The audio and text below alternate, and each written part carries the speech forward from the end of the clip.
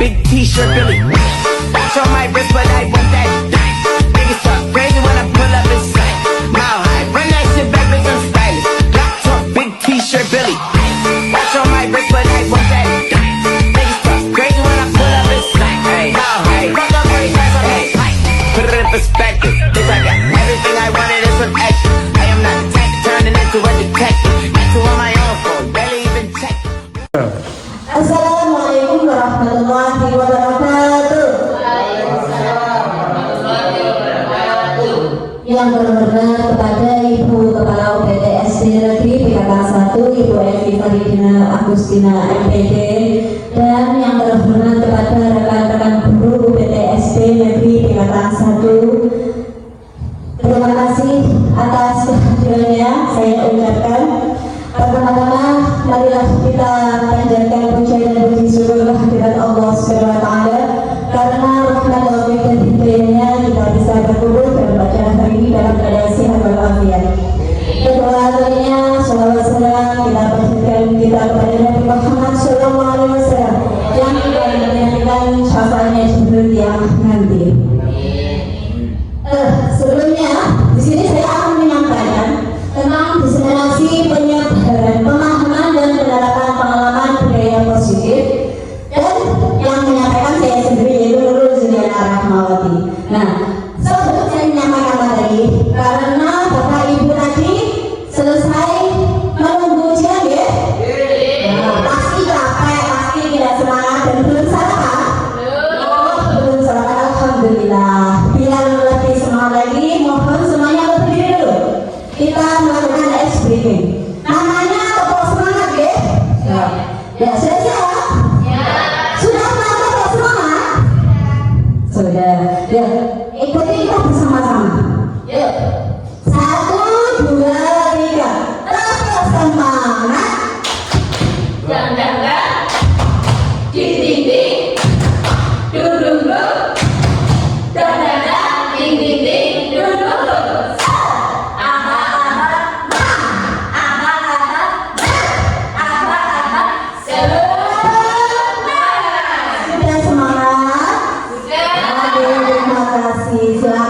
Kembali. Nah, di sini saya akan menyampaikan tentang budaya positif. Bahasanya yaitu tentang konsep inti budaya positif. Yang pertama, perubahan paradigma belajar. Yang kedua, disiplin positif. Yang selanjutnya, nilai-nilai kebajikan. Yang selanjutnya, kebutuhan dasar manusia, motivasi perilaku manusia, posisi kontrol guru, keyakinan kelas, dan ketiga, restitusi.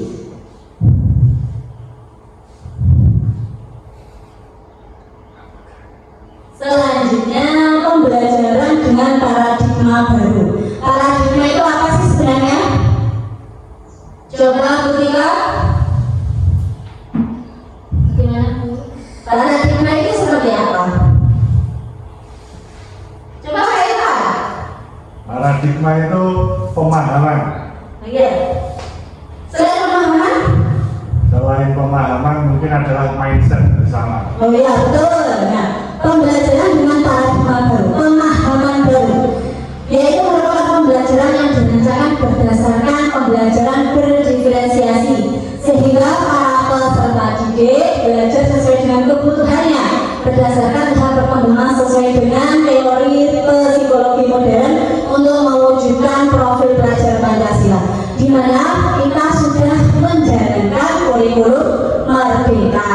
Ya, kita sudah menyesuaikan kebutuhan anak. Bagaimana kebutuhan anak itu kita sesuaikan dengan kemampuannya, sesuai dengan kodratnya, sesuai dengan pemikiran filosofi Ki Hajar Dewantara.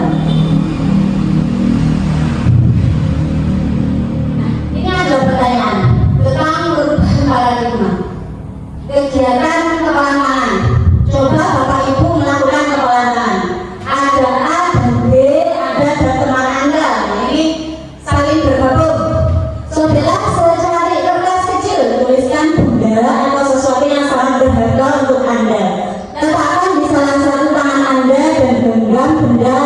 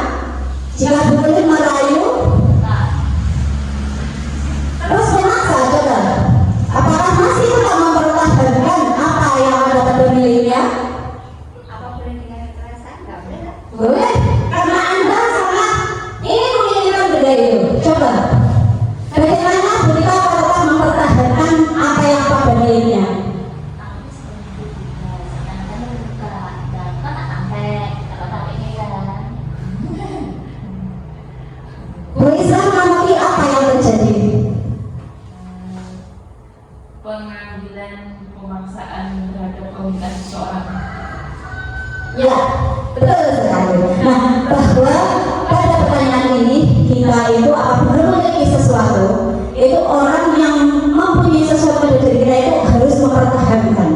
Dan tapi orang yang ingin memiliki, orang yang lain memiliki, pasti dia akan memaksa kita untuk memberikan apa yang kita miliki.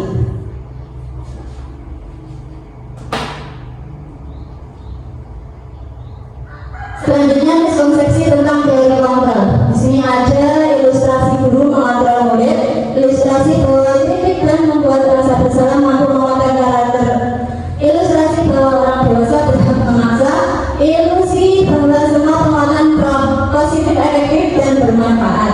Selanjutnya di sini ada tentang mengubah paradigma stimulus respon ke pendekatan teori kontrol. Nah ini stimulus respon dan teori kontrolnya. Misalnya ini ada realita kebutuhan kita itu sama. Tapi kalau teori kontrol kita miliki itu kita berbeda. Yang selanjutnya semua orang itu melihat hal yang sama, tapi setiap orang itu memiliki gambaran yang berbeda. Nah bisa diperhatikan di sini Bapak Ibu.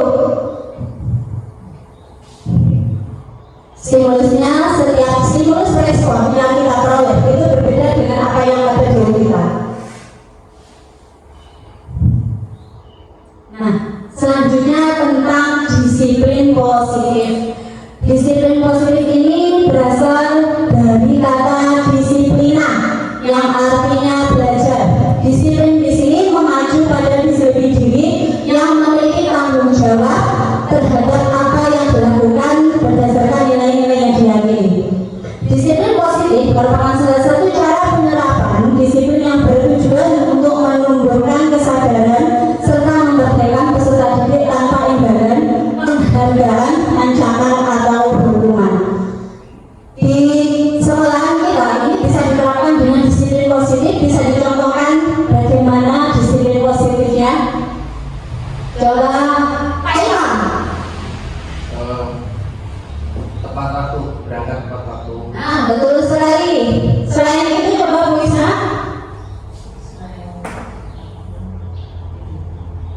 Menjalankan tata tertib sekolah yang termasuk pembelajaran disiplin juga. Apakah ini berguna bagi untuk muridnya saja atau untuk guru tidak? Apakah guru tidak? Iya betul, semuanya, semua warga sekolah kalau kita bisa menggunakan disiplin positif, ya sekolah kita menjadi aman. Selanjutnya nilai-nilai kebajikan. Nilai ini yang disepakati bersama lepas dari suku bangsa, agama, bahasa maupun latar belakangnya. Di sini ada contoh nilai kebajikan institusi atau organisasi sesuai dengan profil pelajar Pancasila. Nilai kebajikannya ini ada 3. Profil pelajar Pancasila, Ibu Primary dan program PYP dan keterampilan hidup. Kalau profil pelajar Pancasila sudah sesuai dengan kurikulum pendidikan ya. Nah di sini beriman, bertakwa, beragama mulia, berberikan global, beragama yang mandiri, kreatif dan bernalar kritis. Kalau Ibu Primary Years Program itu toleransi, rasa hormat, integritas, mandiri, menghargai, antusias, empati dan lain sebagainya. Kalau keterampilan hidup seperti dapat dipercaya, lurus hati, pendengar yang aktif, tidak merendahkan orang lain dan memberi yang terbaik pada diri sendiri.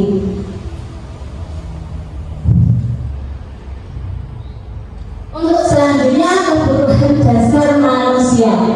Kebutuhan dasar manusia itu adalah segala sesuatu yang kita lakukan untuk mendapatkan yang kita inginkan.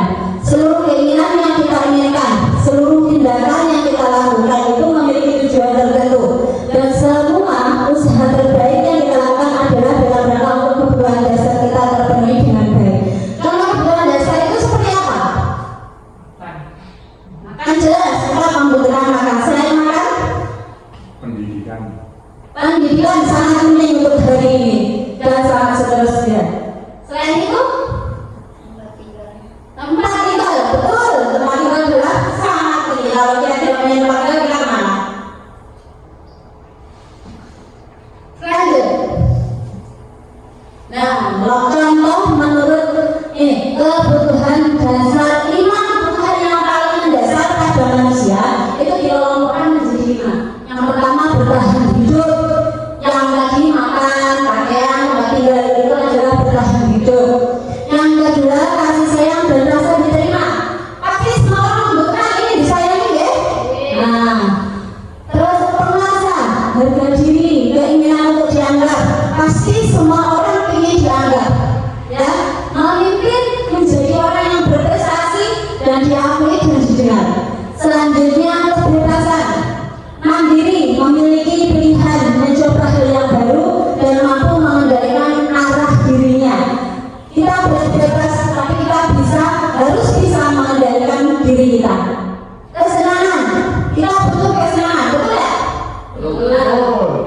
Kesenangan itu menggunakan misalnya mereka stres, banyak tugas. Nah sekarang kita kan banyak itu dengan menggunakan apa? Belajar apa itu? PTM. Nah itu pasti stres ya. Ya. Nah itu pasti kita butuh kesenangan. Nah besok malam hari Minggu kalian semua rekan-rekan guru bersenang-senang di tempat mana? Ini boleh, sangat bersenang-senang ya. Motivasi perilaku manusia. Di sini ada motivasi eksplisit dan motivasi intrinsik. Kalau motivasi eksplisit itu untuk menghindari ketidaknyamanan atau hubungan. Itu sangat berbeda dengan untuk mendapatkan imbalan. Kalau motivasi intrinsik untuk menjadi orang yang mereka inginkan dan menghargai diri sendiri dengan nilai-nilai yang mereka percayai. Kalau nilai eksplisit itu, misalkan kalau kita menghukum seseorang, tapi dia imbalan seperti itu. Nah ini ada hukuman, konsekuensi dan restitusi. Mengenai hukuman, apakah dari Bapak Ibu guru pernah menghukum anak didiknya? Insya Allah pernah. Nah, bagaimana hukumannya? Macam. Coba Pak Irfan. Misalnya anak-anak tidak mengerjakan PR, terus harus mengerjakan PR di luar kelas karena kalau di dalam kelas mereka tidak punya konsekuensi. Anda memberikan hukuman apa konsekuensi? Hukuman. Hukuman. Tapi konsekuensinya seperti tadi. Nah, di luar kelas. Ya, kalau Pak Irfan tadi kelas atas, kalau kelas bawah misalkan ketika bagaimana memberikan hukumannya? Hukumannya seperti memberikan perbandingan. Contohnya, Nagita rajin mengerjakan PR dan saya sering terlambat maupun tidak masalah, saya menyindir dengan Nagita pintar sekali ya sudah rajin mengerjakan PR. Jadi secara tidak langsung nanti saya menimbulkan atau punya rasa malu atau menimbulkan motivasi untuk anak didik tersebut. Ya, betul sekali. Kalau hukuman itu tidak direncanakan atau tiba-tiba, misalkan ada kesalahan ya, langsung dihukum. Nah, tidak direncanakan. Ini gue berjaya langsung tak ngomong ini, kan enggak? Gitu. Terus kemudian tidak tahu apa yang akan terjadi. Nah, misalkan tadi yang tidak mengerjakan PR, ujung-ujung aku tidak mengerjakan PR, Pak Irfan menghukum saya di luar. Pasti kan nggak mikir seperti itu. Kalau beliaunya orang jadi PR gitu ya. Bersifat satu arah yang menghukum kita sendiri berupa hukuman fisik atau psikis. Tapi alhamdulillah di sini tidak ada ya. Tidak ada. Kalau konsekuensi itu berencana, disepakati sesuai dengan aturan. Murid tetap dibuat tidak nyaman. Sikap guru selalu memonitor murid. Kalau restitusi ini sangat beda sekali. Sebenarnya gini, hukuman, konsekuensi dan restitusi itu saling berkaitan. Maksudnya begini, hukuman itu dari tarik kata. Kalau konsekuensi agak di atasnya. Kalau restitusi itu ada penyelesaian yang disesuaikan. Tidak menghukum, tapi memahami dari apa yang terjadi pada yang dialami oleh muridnya. Seperti itu. Nah, restitusi ini proses menciptakan kondisi bagi murid untuk memperbaiki kesalahannya. Dicari kesalahannya bagaimana tidak dihukum. Guru mencari tahu. Nah, proses kolaborasi yang mengajarkan murid untuk mencari solusi sendiri. Gitu.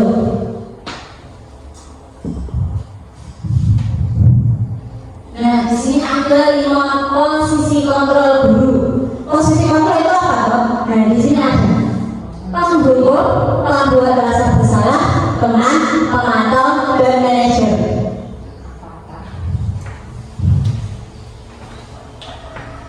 Guru sebagai penghubung, pembuat rasa bersalah, teman sebagai teman, sebagai pemantau, dan sebagai manajer. Contoh, ini adalah contoh penerapan 5 posisi kontrol guru. Di sini ada kasus siswa tidak memakai atribut saat upacara bendera. Sudah dijelaskan, saya sudah menuliskan bahwa kalau penghukum itu hormat bendera selama 1 jam. Kalau pembuat rasa bersalah, barangkali ibu atau bapak bapak harus memberitahu kamu selalu saja mengecewakan bapak ibu gitu. Itu cara membuat kata-kata dalam membuat rasa bersalah.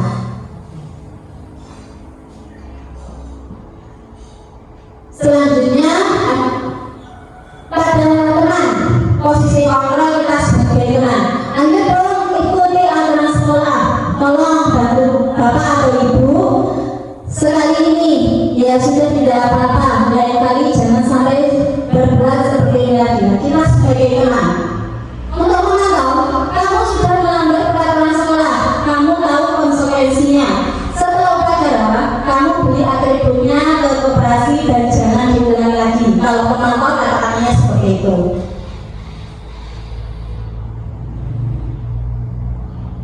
Kalau guru sebagai manajer seperti ini, apakah kamu tahu kesalahan kamu? Kira-kira bagaimana kamu memperbaiki kesalahan kamu? Sudah bisa membedakan ya 5 posisi kontrol tadi.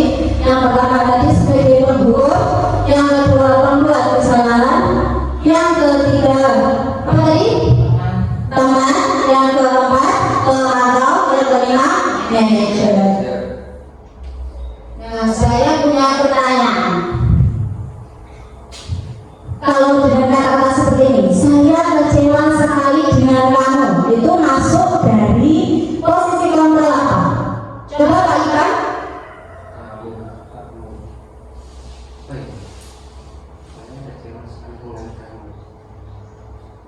Coba Pak Irfan. Ketika apa saya semua yang tadi?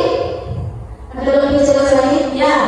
Membuat merasa bersalah. Ya, membuat rasa bersalah itu ada kata-kata biasanya kecewa, gitu ya kan, salah, membuat salah. Selanjutnya pertanyaan yang kedua, kamu tidak pernah benar melakukannya, itu masuk posisi kontrol yang mana? Pak Eva lagi, Krisna, Teman. kamu tidak pernah benar melakukannya. Pemantau. Apa boleh? Apa Eva? Kalau yang ini, sebentar. Lanjutnya. Apa rencanamu untuk menyelesaikan masalah ini? Ada masuk posisi kontrol yang mana? Manajer, jelas ya.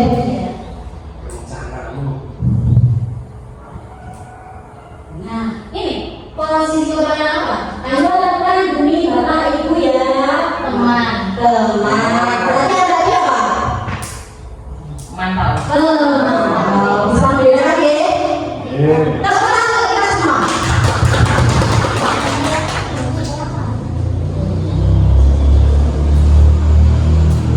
Tenang ya dengan kelas selanjutnya.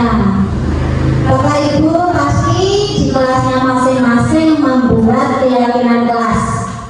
Ya, sudah digunakan, sudah dilakukan dengan baik oleh anak didiknya semua. Jelas sudah ya. Nah, di sini ada pertanyaan, mengapa keyakinan kelas? Mengapa bukan peraturan kelas? Bisa menjawab? Ada yang mau menjawabkan? Pak Ipang, monggo. Mengapa namanya keyakinan kelas, bukan peraturan kelas?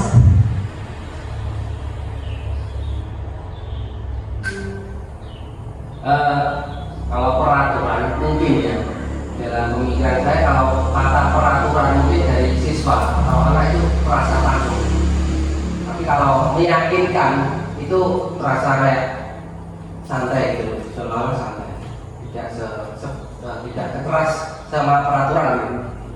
Ya, semuanya setuju deh. Kalau keyakinan itu adalah kesepakatan bersama, semuanya dibuat dengan ikhlas, ditata bersama. Kalau peraturan kelas itu hanya satu orang, misalnya guru tidak boleh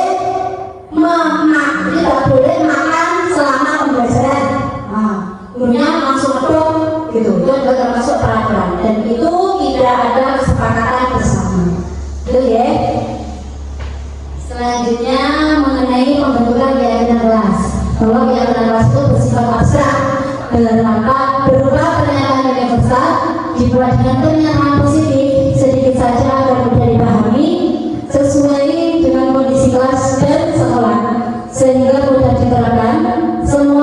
warga sekolah atau warga kelas terlibat saat membuat keyakinan kelas. Nah, pas Bapak Ibu membuat keyakinan kelas, pasti anak didik semuanya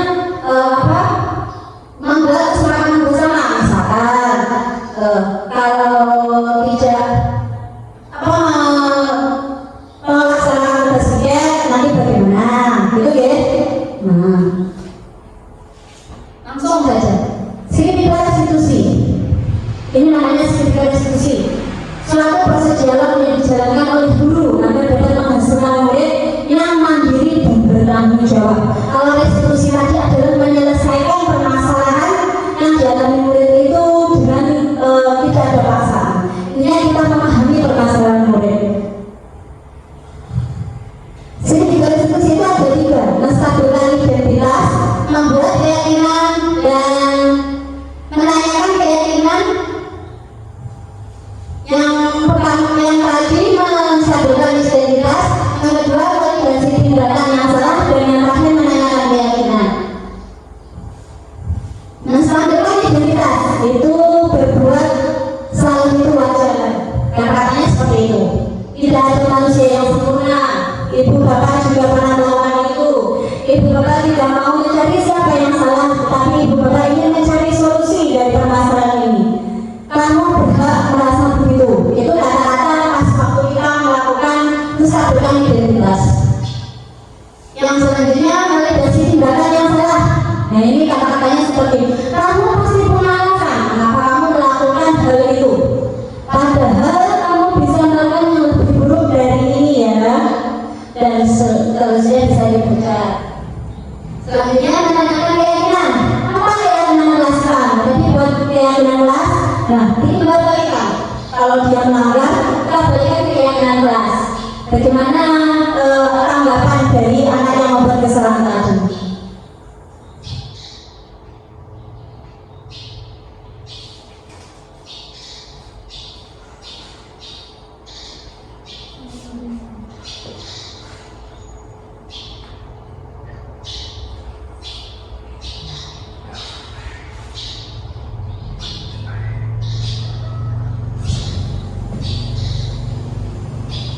Dari apa yang saya sampaikan mengenai keyakinan jelas dan tadi mengenai disiplin positif, terus motivasi, terus ini motivasi kontrol. Apakah ada yang ditanyakan mengenai budaya positif? Monggo, silakan. Ya, monggo Bu Tira. Terima kasih untuk waktunya. Saya ingin bertanya, mengapa budaya positif di sekolah itu penting? Terima kasih. Ada yang ingin mencoba menjawab dari pertanyaan Bu Tika? Bu Isma mau mencoba menjawab?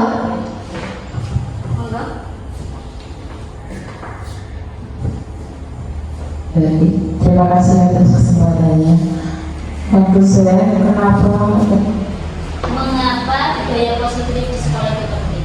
Mengapa budaya positif itu penting dilakukan di sekolah? Karena kita tahu bahwa disiplin sendiri itu artinya tadi adalah belajar.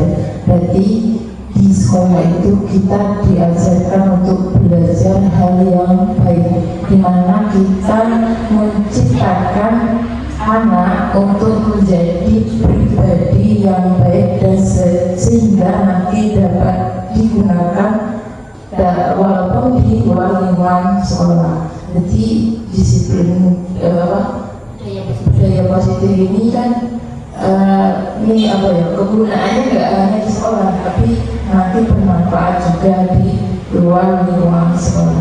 Menurut saya itu. Tapi memang penerapannya lewat guru itu bedanya menurut saya. Terima kasih.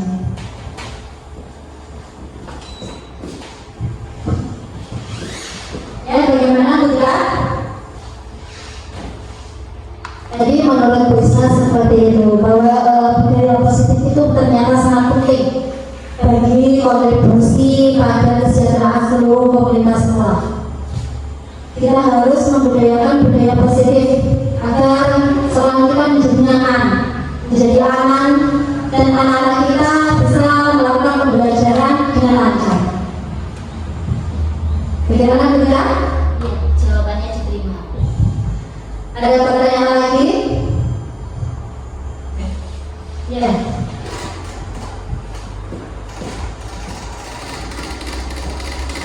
Baik, terima kasih atas kesempatannya. Dari materi yang sampaikan tadi ada pertanyaan, yaitu apa tantangan yang mungkin dihadapi dalam menciptakan budaya positif di sekolah. Kita kan tahu anak-anak itu berbagai macam sifat, atau kita bisa sebut anak-anak itu heterogen. Nah, tantangan panjenengan dalam menghadapi atau menciptakan budaya positif di sekolah itu apa saja? Terima kasih.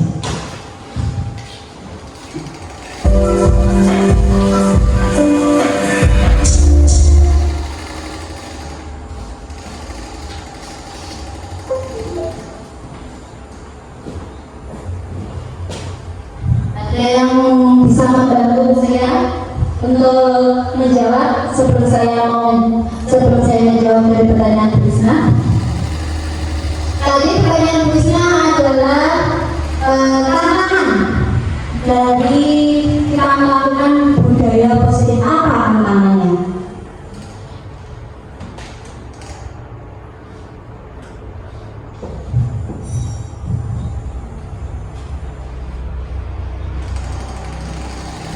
Apa? Menurut Bapak Ibu, tantangan kita untuk menciptakan budaya positif itu apa? Menciptakan budaya positif di sekolah kita itu tidak mudah, ya. Kita itu begini, terkadang misalkan pada peserta didiknya, ada peserta didik yang sesuai dengan kemauan kita. Kita pasti memiliki kemauan peserta didik yang manut bisa ditata. Kalau diajar itu tidak paham, ya, pasti kan tidak sesuai dengan apa yang kita inginkan.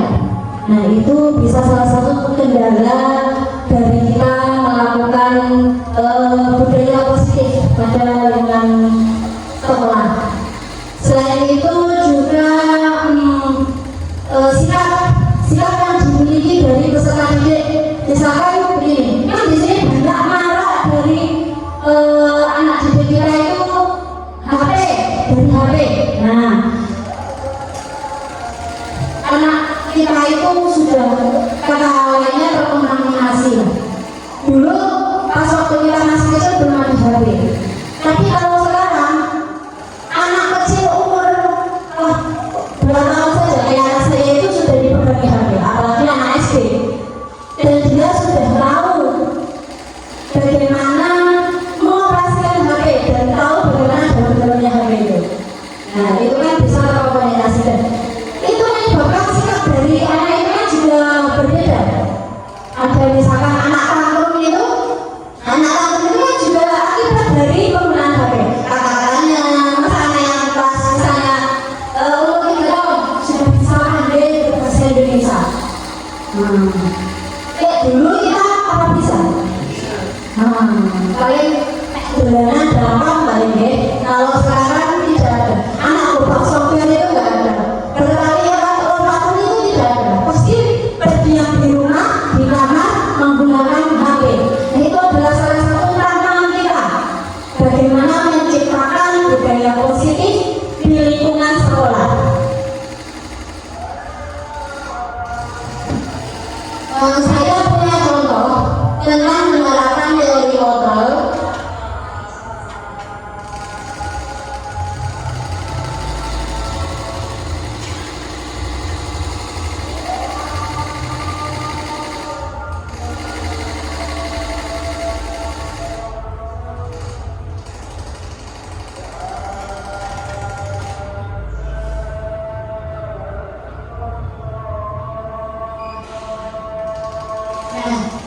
Di sini ada kasus para sering tidak mengerjakan tugas sehingga banyak tugas yang belum terselesaikan dan pemahaman pada pembelajaran menjadi berkurang. Apakah di kelasnya Bapak Ibu ada contoh bagaimana cara penyelesaian dari kesalahan yang dibuat dari peserta didik. Saya untuk mengalihkan sesi dan saya kemarin saya tidak saya tugas ya apakah pertemuan saya ini tidak dimulai dengan masalah kemarin semua itu pasti bermasalah ibunya juga pernah melakukan kesalahan namun pasti kamu rasanya apa kamu silakan kalau ibu mengapa kamu sering kita melakukan padahal ibu memberikan pelanggaran pasti dijelas secara berlaku harus juga bisa kalau di rumah sudah ada orang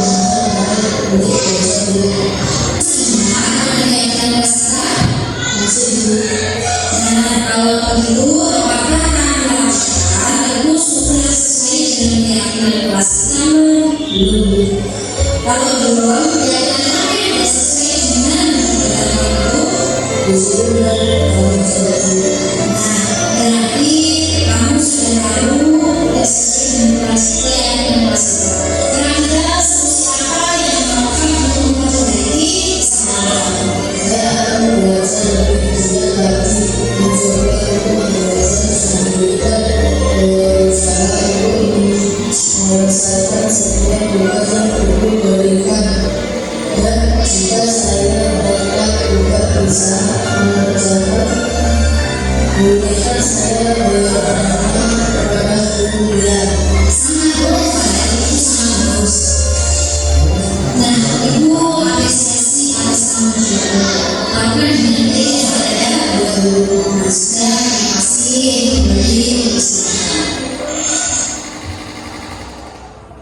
Itu adalah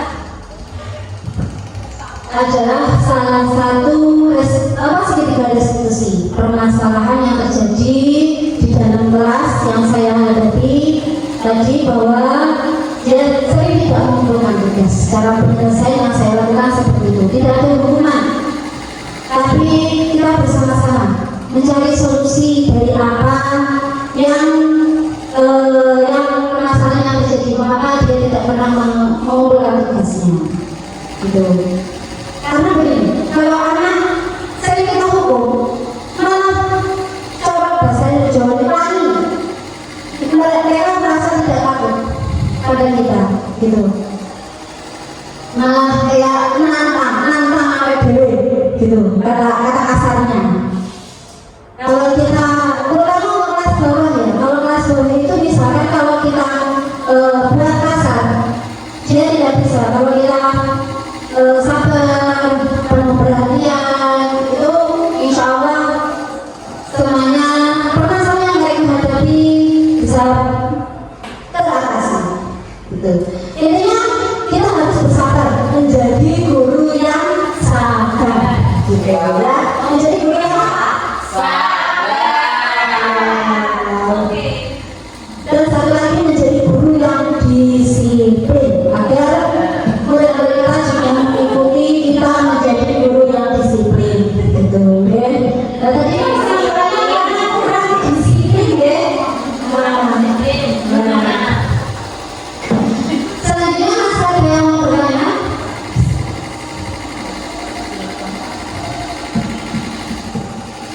Tidak ada pertanyaan ya? Nah di depan Bapak Ibu sudah ada snack atau makanan bisa dimakan, bisa diminum. Subhanallah. Iya, makasih, terima kasih.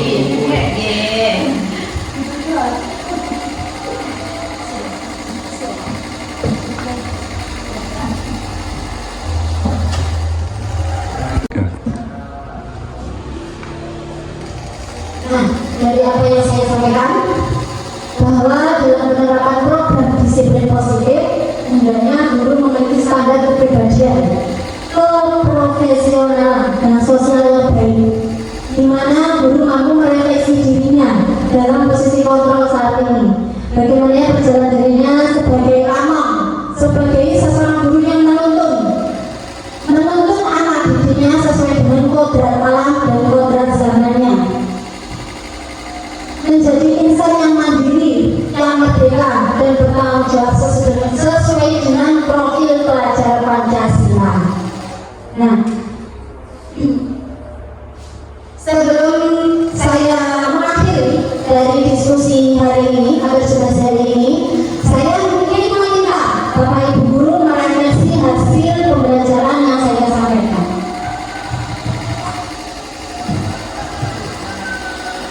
ada apa ini? Menuliskan berdasarkan atau refleksi apa yang diperoleh selama materi yang saya sampaikan.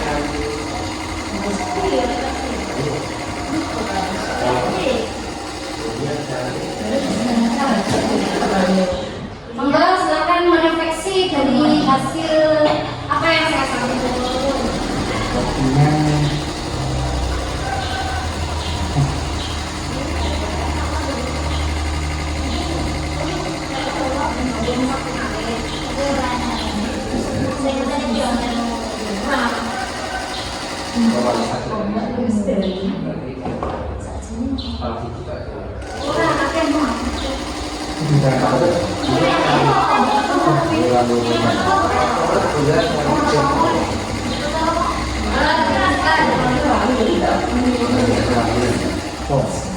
Monggo dituliskan refleksi sesuai dengan hati. Apa yang Bapak Ibu dapatkan selama saya menyampaikan materi tadi.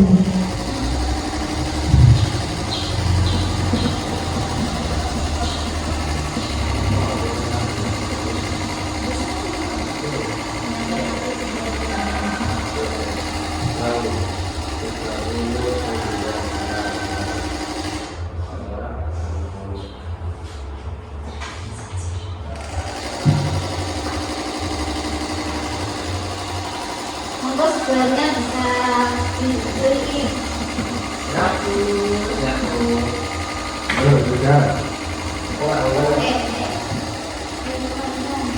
Yang sudah selesai bisa ditambahkan di platform Press sesuai dengan hati ya.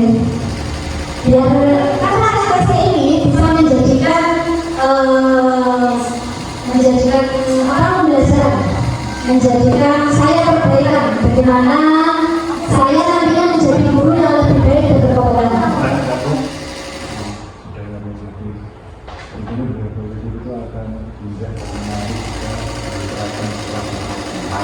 Ini refleksi diri saya juga boleh selama saya menyampaikan materi tadi.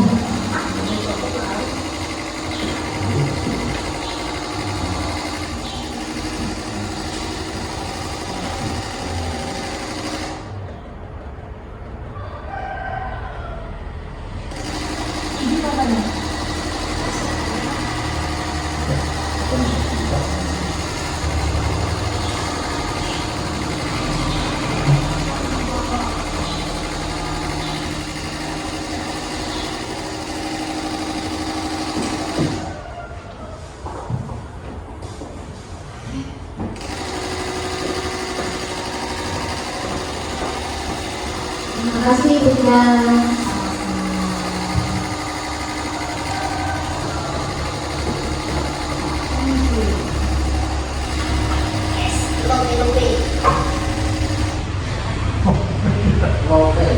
Aku cinta dia.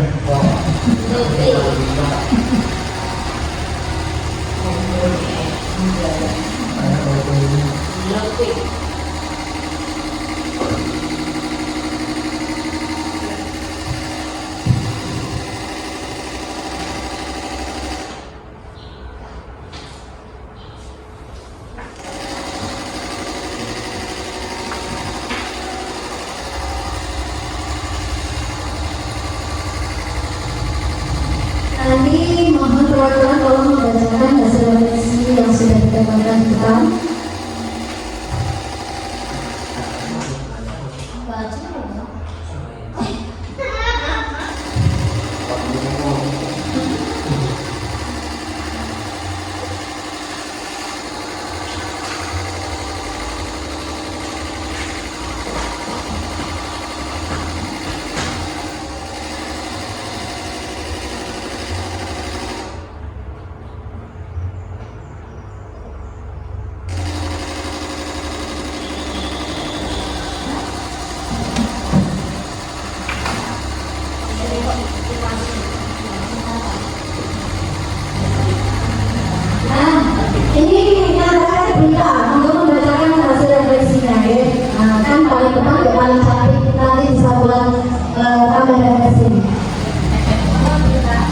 Terima kasih Bunda.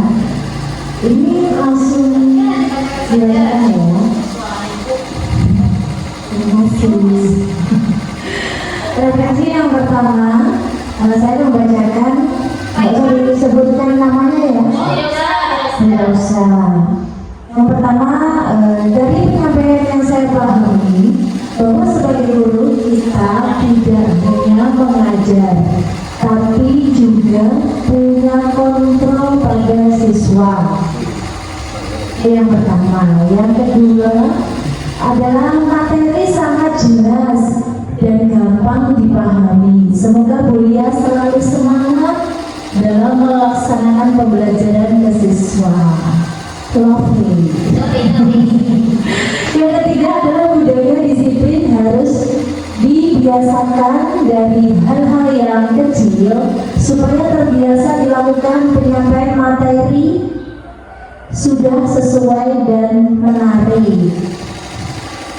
Lanjut, yang keempat adalah pentingnya budaya positif memberikan efek jangka panjang untuk peserta didik maupun warga sekolah lainnya. Lanjut, untuk refleksi yang kelima adalah budaya positif sangat indah dan menarik jika ditempatkan secara optimal di sekolah. Dan yang ke refleksi ke-6, saya dapat memahami bahwa sekolah diibaratkan sebagai tanah tempat bercocok tanam, sehingga guru harus mengusahakan sekolah menjadi lingkungan yang menyenangkan, menjaga, dan melindungi peserta didik dari hal-hal yang tidak baik. Sudah selesai. Terima kasih Bunda. Suaranya seperti yang terima kasih. Sangat besar. Ya, tadi sudah merefleksi dari para teman-teman dari rekan guru. Refleksinya sangat membangun bagi saya ya. Terima kasih. Tadi kita mulai dari pertama sebelum saya tutup, monggo ingin saya mengulang lagi. Tadi saya menyampaikan apa? Yang pertama tadi tentang apa? Tema pembelajaran. Yang kedua, disiplin positif. Yang ketiga, hubungan konsekuensi dan restitusi. Terus selanjutnya 5, teori posisi kontrol. Selanjutnya adalah keyakinan kelas. Yang terakhir tadi apa? Saya memberikan contoh video tadi tentang apa? Segitiga restitusi. Ya, kita tidak boleh memberikan hubungan kepada anak, tetapi kita sebisa mungkin mencari penyelesaian dari apa yang terjadi pada diri anak tersebut. Nah, terima kasih atas bapak waktu dari Bapak Ibu guru yang diberikan untuk saya hari ini, mau mendengarkan dengan sesama, mau memperhatikan saya pada saat menyampaikan materi. Terima kasih banyak. Akhir kalam dari saya, wassalamualaikum warahmatullahi wabarakatuh.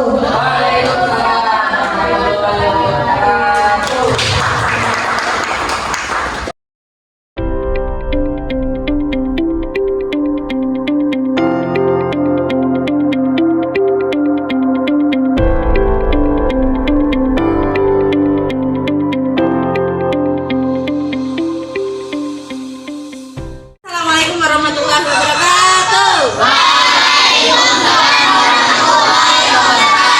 Selamat pagi. Terima kasih semua di sini akan Bulia ajak untuk membuat kesepakatan kelas atau keyakinan kelas. Ya, ya betul. Apa itu keyakinan kelas? Ada yang tahu? Bisa angkat tangan. Ada yang tahu keyakinan kelas? Pasti setiap kelas kalian pasti ada peraturan yang harus dipatuhi atau peraturan yang dibuat bersama agar ketika nanti pembelajarannya menjadi nyaman, aman, dan bisa maksimal pembelajarannya. Mesti ada toh. Nah, terus itu kata lainnya itu namanya keyakinan kelas. Keyakinan kelas itu apa sih? Bisa menjawabnya coba Aulia. Peraturan kelas. Oh, peraturan kelas. Mbak Mirna? Ayo, nah kita coba. Siva, keyakinan kelas itu adalah kesepakatan bersama antara murid dan guru. Ya, misalkan kalian semuanya ada pembagian regu tiket. Misalkan hari Senin yang tiket itu misalkan Aulia dengan Talita. Berarti hari Senin Aulia dan Talita. Hari Selasanya Fafa dengan Khalid. Seperti itu namanya kesepakatan kelas. Dan setiap kelas misalkan membuang sampah pada tempatnya, itu termasuk keyakinan. Pada saat membuat keyakinan kelas itu harus menggunakan kalimat yang positif, ya. Contohnya jangan menggunakan kata jangan, ya, tidak boleh, atau dilarang, tidak boleh. Harus menggunakan kata yang positif. Misalkan tadi, contohnya Julia membuat ini, dia sudah membuat contoh keyakinan kelas. Bisa dilihat semuanya. Nah, di sini ada contoh keyakinan kelas. Tepat waktu masuk dan keluar kelas. Ini termasuk keyakinan kelas. Selanjutnya berdoa sebelum dan sesudah belajar. Ini juga termasuk keyakinan kelas. Menyimak pelajaran guru. Nah, misalkan nanti kalau pas waktu Bulia memberikan pengajaran, perhatikan dulu. Perhatikan dulu. Nah, nanti kalau tidak mematuhi kesepakatan kita kayak keyakinan kelas ini, nanti pasti ada konsekuensinya. Itu ya. Terus ini ada lagi, bertanya jika tidak mengerti. Itu ya. Lanjut, empati terhadap sesama teman. Di dalam kelas seperti itu, masa kayak kelas 1 jalut-jalut anak bocah nangis, itu termasuk empati enggak? Nah, tidak empati. Berarti harus membuat keyakinan kelas seperti ini. Yang selanjutnya, jagalah kebersihan. Kalau kelas kita bersih, pasti kita akan menjadinya nyaman dalam belajar. Nah, Bulia punya note atau kertas yang berwarna ini. Nanti tolong semuanya menuliskan apa yang kalian inginkan di dalam kelas. Keyakinan apa yang pengen kalian inginkan di dalam kelas. Ya.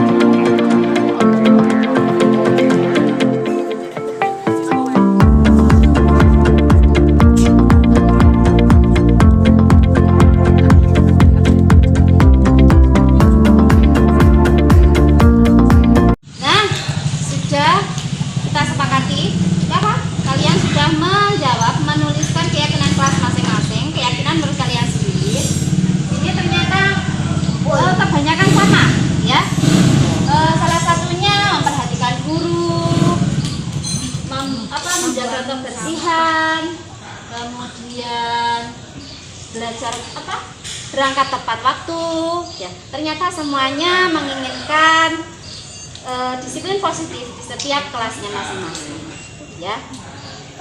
Oke. Dan terima kasih. Perhatikan dulu. Nah, terima kasih atas keinginan kalian sudah diutarakan kepada Buya, dan nanti akan Buya sampaikan kepada rekan-rekan guru yang lainnya sebagai tambah keyakinan kelas dan kelasnya masing-masing. Ya, akhir kalam, apabila ada kurang lebihnya mohon maaf. Akhir kalam, wassalamualaikum warahmatullahi wabarakatuh.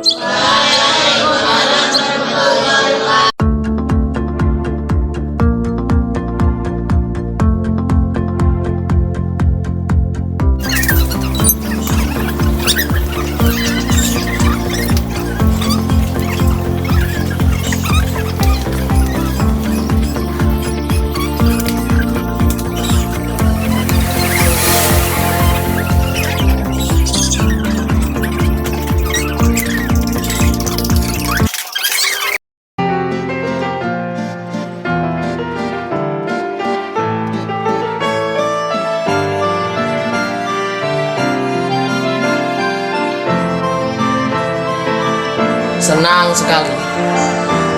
Sangat bersemangat. Sangat senang karena seru sekali. Sangat senang sekali.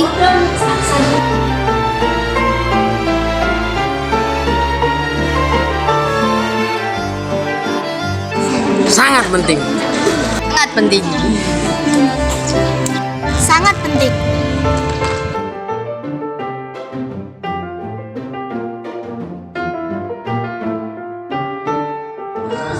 Karena membuat kita disiplin. Karena bisa lebih tanggung jawab. Karena bisa lebih baik lagi.